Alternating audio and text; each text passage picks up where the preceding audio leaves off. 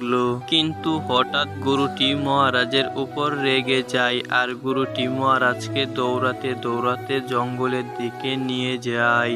এই গল্পটি হলো বুড়িমাকে নিয়ে। বুড়িমার একটি গরু ছিল। বুড়িমা একাই থাকতো, তার কোনো পরিবার ছিল না, আর বুড়িমা অনেক গরিব ছিল। বুড়িমার যে গরুটা ছিল সেই গরু দিয়ে বুড়িমার একাকার সংসার চলতো।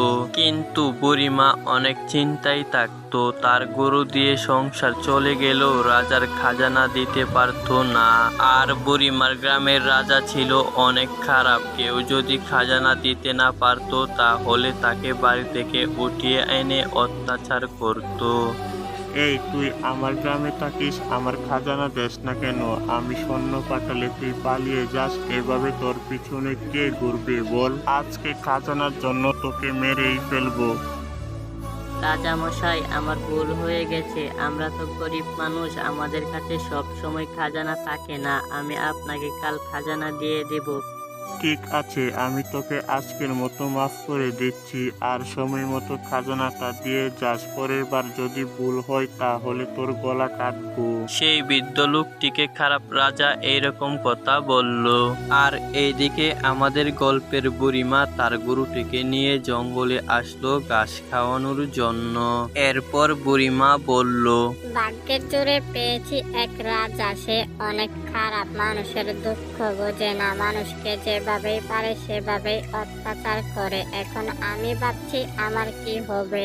আমার তো 3-4 মাস হয়ে গেল কোনো খাজানা দেয়নি। এখন যদি গরুটা নিয়ে যাই। বুড়িমা শুধু তার গরুকে নিয়ে চিন্তায় থাকতো, কারণ এই গরুটি ছিল তার সম্বল। আর ওইদিকে রাজামশাই সেনাকে বলল, আমাদের গ্রামে বৃদ্ধ মহিলা থাকে, তার কাছ থেকে খাজানা এনেছিলে?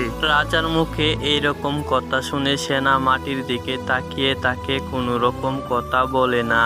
কি হলো সেনা? আমি তোমাকে কি জিজ্ঞেস করছি? ওই বৃদ্ধ মহিলার কাছ থেকে খাজানা এনেছিলে কি না? মহারাজ, ওই বৃদ্ধ মহিলা অনেক গরিব, ওনার কাছে কোনো রকম টাকা পয়সা নেই, শুধু একটি গরু আছে, তাই উনি আমাদেরকে খাজানা দিতে পারেনি।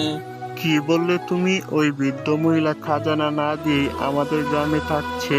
আরে ওই বৃদ্ধ মহিলা খাজানা দিতে পারেনি বলে কি হয়েছে? এই মাত্র তো বললে তার একটি গরু আছে, সেই গরুটি নিয়ে এসো। আমি তোমাকে আদেশ দিচ্ছি, তাড়াতাড়ি যাও।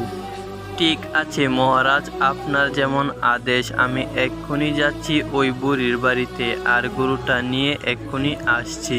এইরকম কথা বলে সৈন্য তখন বুড়ির বাড়ি থেকে গেল।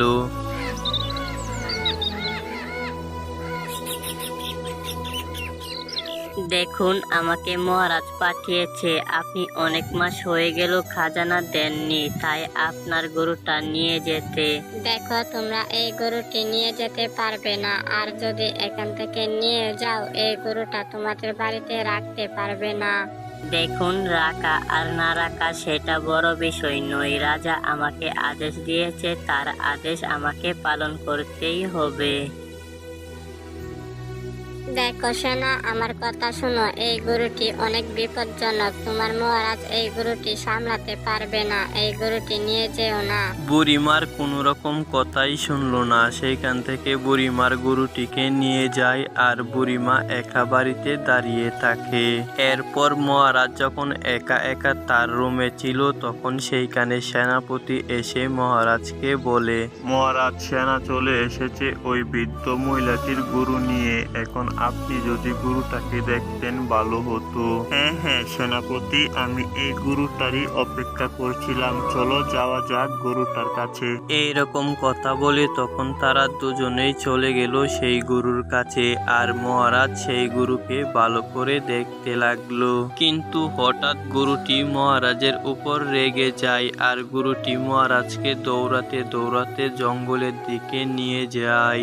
এরপর গরুটি মহারাজকে দৌড়াতে দৌড়াতে দৌড়াতে নদীর পাড়ে নিয়ে যায় আর মহারাজ সেই গরুর হাত থেকে বাঁচার জন্য অনেক জোরে দৌড়াতে লাগলো। দৌড়াতে দৌড়াতে মহারাজ অনেক ক্লান্ত হয়ে গিয়েছিল আর মহারাজ এক জায়গায় দাঁড়িয়ে নিঃশ্বাস নিচ্ছিল।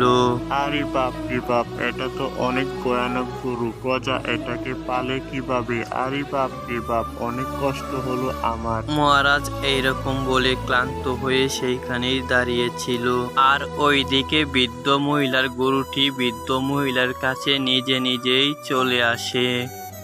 খারাপ রাজা, তোর সৈন্যকে বলেছিলাম গরুটা না নিয়ে যেতে, কিন্তু তুই আদেশ দিয়েছিস বলে সে আমার কথা না শুনে গরুটা নিয়ে যায়। এখন বুঝতে পারলি আমার গরুর পাওয়ার। বুড়িমার গরুটা বুড়িমার কাছে নিজে নিজেই চলে আসছিল। বুড়িমা অনেক খুশি হলো।